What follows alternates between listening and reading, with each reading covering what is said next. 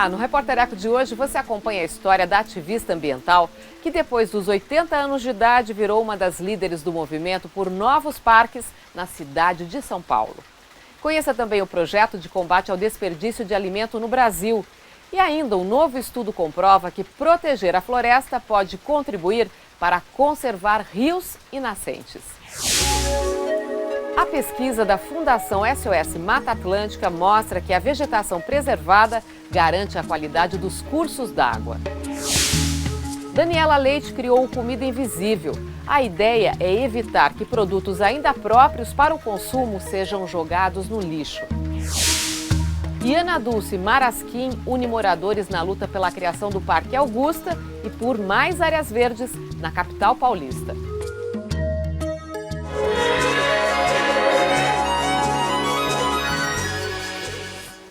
A floresta preservada ajuda a manter a qualidade da água dos rios. É o que comprova um estudo realizado pela Fundação SOS Mata Atlântica na Bacia do Tietê, no estado de São Paulo. Sem água não existe floresta. E onde tem floresta, tem água. Como ela é fundamental para os seres vivos, muito se fala sobre a importância dessa relação com a vegetação nativa. A ONG Fundação SOS Mata Atlântica realizou um estudo para aprofundar o tema, cruzando dados de 2 programas que desenvolve.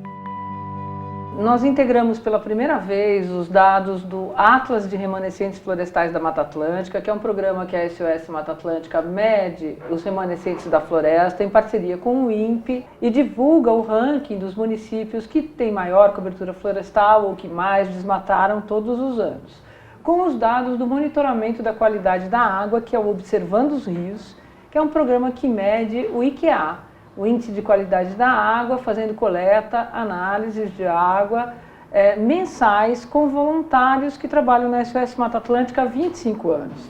A análise das 6 regiões da bacia hidrográfica do Rio Tietê mostrou que os territórios que conservam boa parte da floresta mantêm a qualidade da água, garantindo a existência de espécies vegetais e animais e o abastecimento público.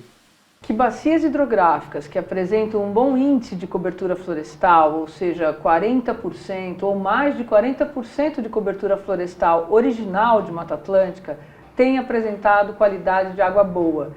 E bacias que têm indicadores menores, como por exemplo, menos de 20%, algumas têm até 7% da cobertura florestal, têm uma condição de qualidade de água ruim ou péssima. Conservar só a faixa de mata ciliar na beira dos rios não é suficiente. Ela é extremamente importante para proteger os rios e os reservatórios daquela chamada poluição difusa, que é o arrasto de sedimentos, é a turbidez, é o lixo, a fuligem de carro, que corresponde aí também aos 40% da carga de poluição que os rios recebem. Agora, para ter uma boa qualidade de água, a gente precisa ter reserva legal, unidades de conservação, áreas protegidas mais íntegras com grandes remanescentes florestais. Aí sim você vai ter a função principal da floresta, que é de mantenedora do clima, de reguladora climática e principalmente de reabastecedora de aquíferos e nascentes. Há 25 anos, o SOS Mata Atlântica acompanha o projeto de despoluição do Tietê, que no trecho urbano pouco avançou.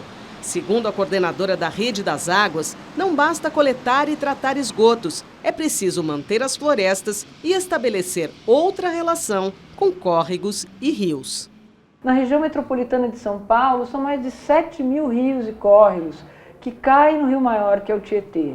Então ele é reflexo desse conjunto de pequenos rios, muitas vezes enterrados, canalizados, porque era uma cultura das pessoas. O rio está poluído e fétido, ele traz doença, então as pessoas pediam para canalizar esse córrego urbano. No contexto de aceleração das mudanças climáticas, agir para preservar os rios é urgente. A gente precisa ter um saneamento ambiental, ou seja, onde tem floresta eu gasto menos com tratamento de água, porque essas águas estão limpas e eu gasto menos tendo que buscar água cada vez mais longe, porque não tem como ir buscar água cada vez mais longe. Então, é restabelecer uma relação entre a água e a floresta e o uso do solo urbano. Quanto menos solo verde, menos água eu vou ter. É uma relação direta.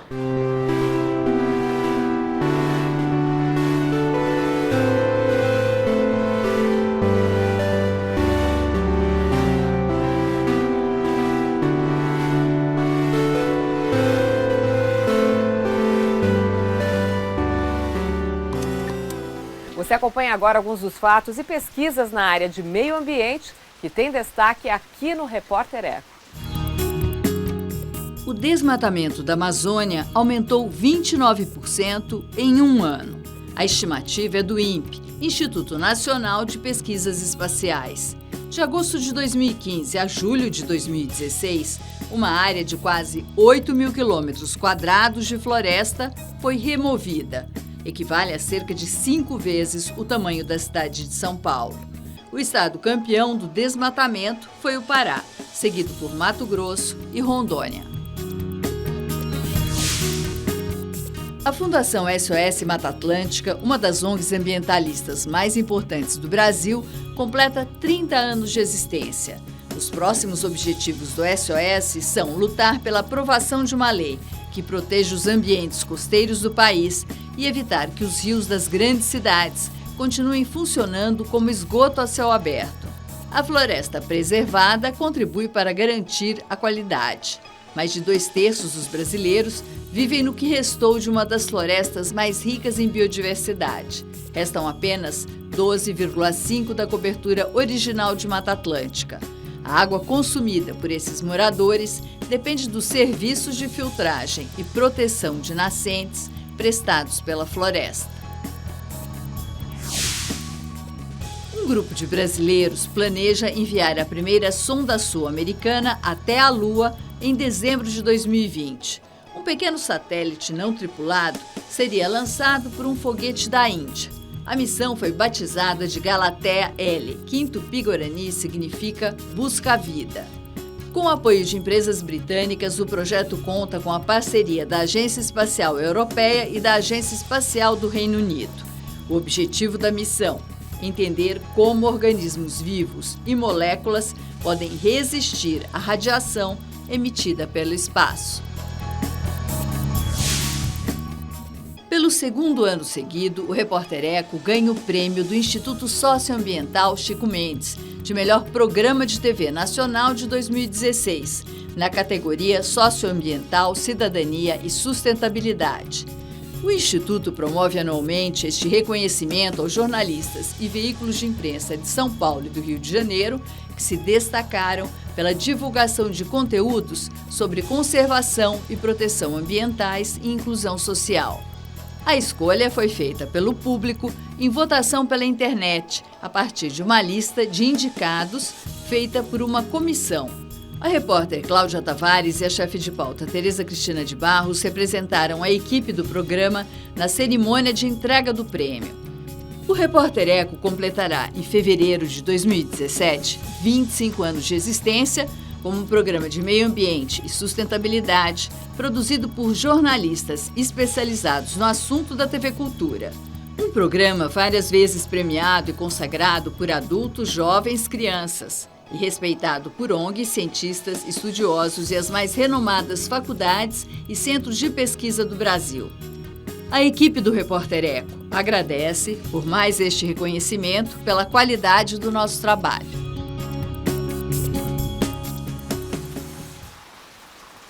E aguarde, porque tem mais! A história da professora aposentada que depois dos 80 anos virou uma das líderes do movimento por novos parques na cidade de São Paulo. E a seguir, conheça o Comida Invisível, projeto socioambiental contra o desperdício de alimento produzido no Brasil. O Repórter Eco volta daqui a pouco.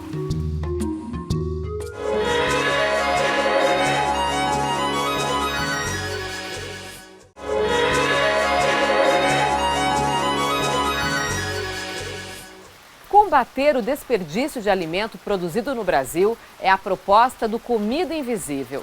A criadora do projeto, Daniela Leite, recupera e faz novas receitas com legumes, verduras e frutas.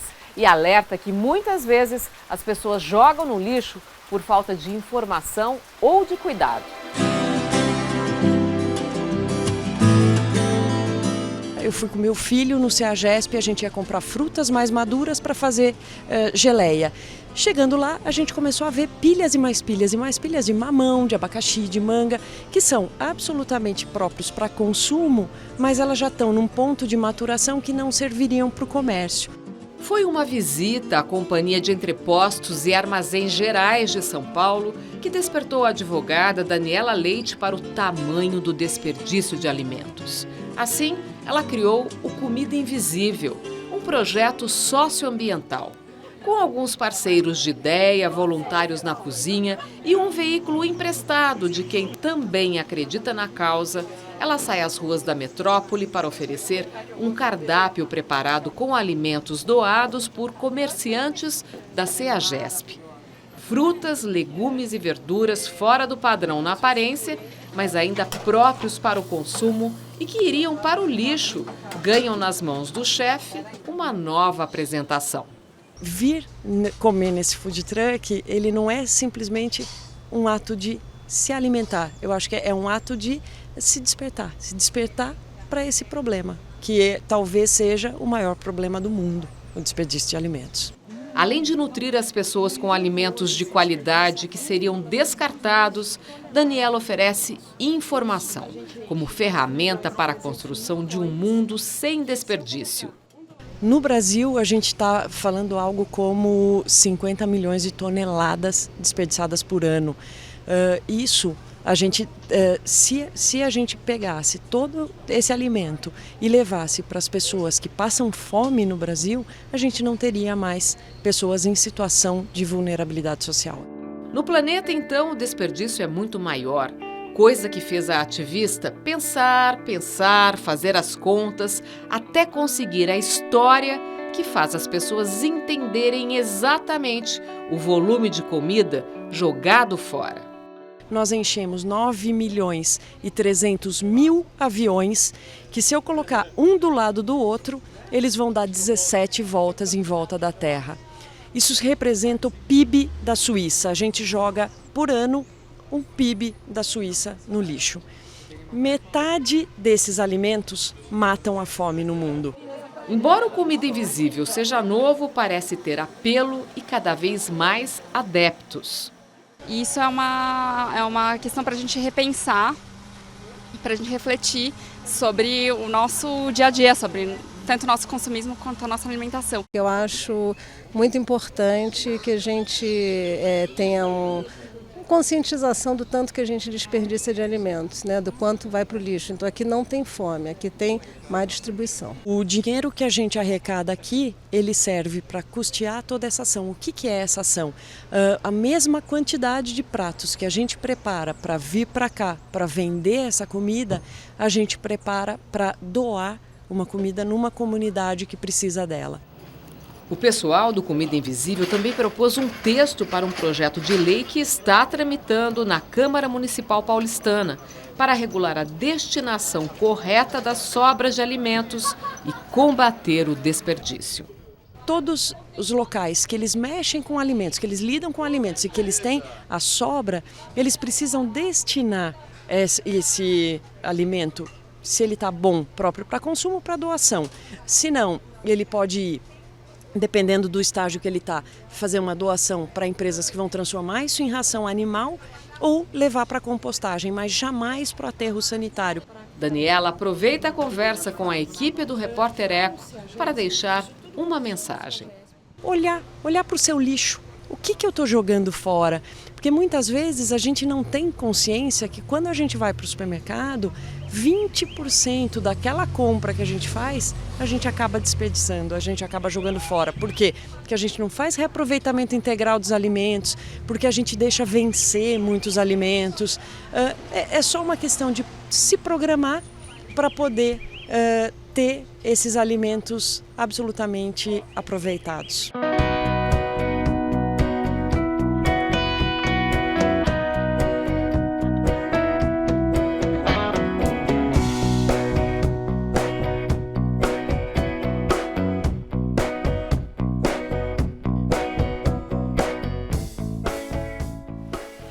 chegou a hora das imagens que a gente escolheu para você na internet.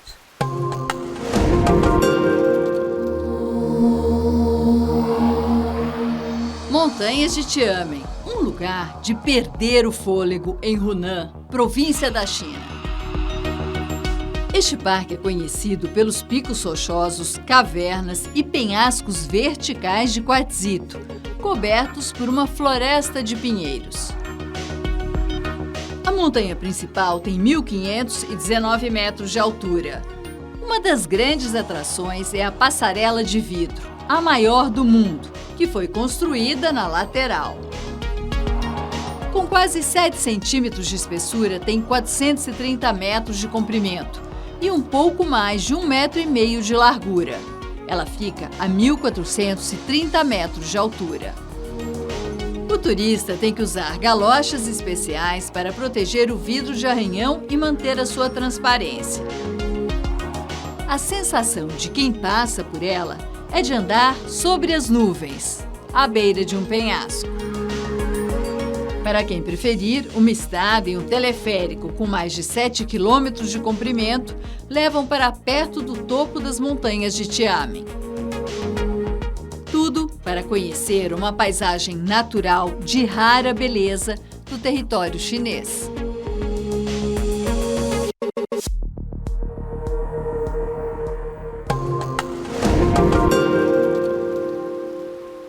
E você vai ver a seguir.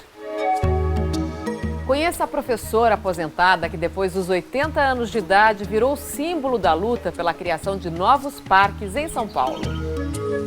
O Repórter Eco volta logo mais.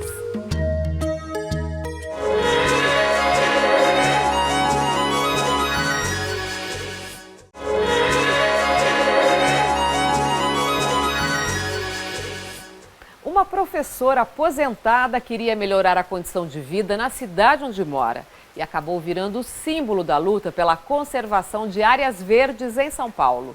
Dona Ana Dulce é uma das líderes do movimento pela criação do Parque Augusta e incentivadora do grupo Novos Parques.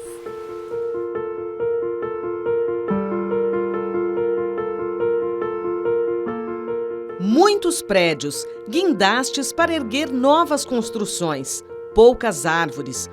Por conta disso, estes ativistas ambientais lutam para garantir um parque público no terreno de quase 25 mil metros quadrados no centro de São Paulo. Do apartamento de cobertura do administrador de empresas Fábio Canova, se vê a área que guarda parte da história da cidade. Em 1907 foi fundado aqui o Colégio des Oiseaux, um colégio de freiras belgas, e funcionou até o começo da década de 70. Em 1974 esse colégio foi demolido e desde então a área ficou disponível.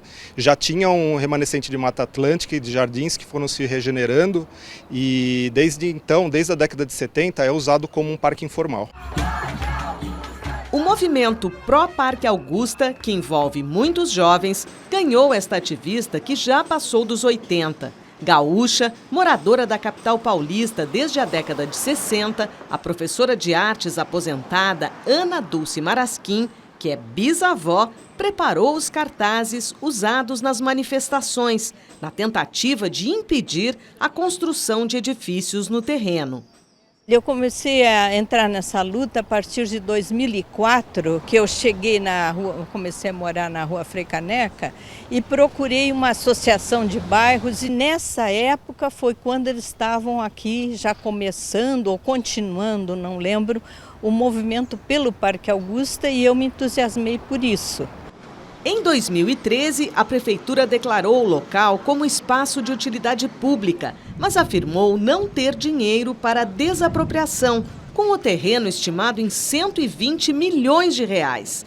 O Conselho Municipal de Preservação do Patrimônio Histórico, Cultural e Ambiental da cidade de São Paulo aprovou a construção de 3 edificações de até 45 metros de altura em 40% do terreno. No entanto, há uma lei sancionada prevendo a criação do parque ocupando todo este espaço. As 2 construtoras proprietárias da área querem abrir apenas o bosque à visitação. A Organização Mundial de Saúde fala que a gente tem que ter 12 metros quadrados de área verde por habitante para termos ar. E aqui no centro não é o que acontece nessa região, que nós estamos rodeados de prédios aqui. Mas também a questão da preservação ambiental, que é urgentíssima em São Paulo, como todo o Brasil e o mundo, né? O terreno entre as ruas Marquês de Paranaguá e Caio Prado está coberto de tapumes. Ao caminhar pelo entorno, é difícil perceber que o Parque Augusta será criado aqui. A dona Ana sugeriu que houvesse a união com moradores de outras regiões da capital paulista que também lutam pela criação de áreas verdes. Foi assim que surgiu a rede Novos Parques. Nós estamos, por exemplo, às margens da represa Billings, na área do Parque dos Búfalos. Moradores do bairro Jardim Apurá e do entorno, no extremo sul, contam que a área de quase 1 milhão de metros quadrados é usada como espaço de lazer há décadas. Eles queriam a transformação total em parque. Em 2015, a prefeitura decretou a criação de 550 mil metros quadrados. No restante, estão sendo construídas habitações para cerca de 14 mil pessoas. Embora se trate de uma área de manancial, produtora de água, prefeitura e governos estadual e federal optaram por realizar as obras aqui. E se não for essa área aqui, o parque mais próximo é o do Ibirapuera, a mais de 12 quilômetros de distância. Ela tem cerca de 19 nascentes que abastece a represa Billings, né, que é o nosso maior reservatório, né, estratégico da região do Grande ABC. A Rede Novos Parques hoje ela tem mapeada mais de 70 lugares como o Parque Augusta, que são passíveis de tornarem parques na cidade. E não só em São Paulo, a gente também tem articulação com Vinhedo, Serra do Japi, que fazem parte da Grande São Paulo, mas também tem movimentos no Rio de Janeiro, em Recife. Meus sonhos é ver essa cidade toda com seus parques protegidos. Não dá mais para destruir a natureza como se está destruindo.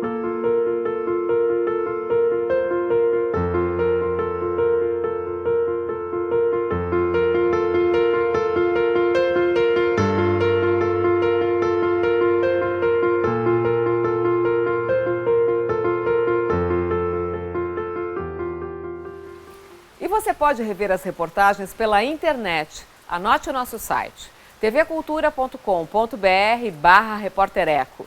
Também pelo youtube.com/repórtereco, TV Cultura, tudo junto. E não esqueça de curtir a página do programa no Facebook.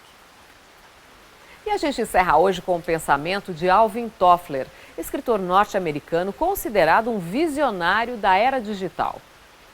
O futuro é construído pelas decisões diárias, inconstantes e imutáveis. E cada evento influencia todos os outros. Repórter Eco, até o próximo programa.